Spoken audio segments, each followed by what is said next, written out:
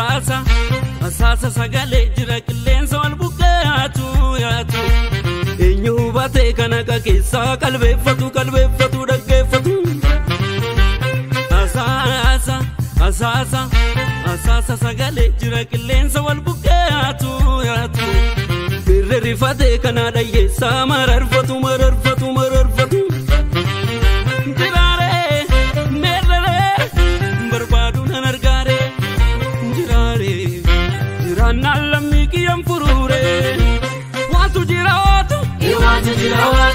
Watu jira watu, Dubin garalito, maleti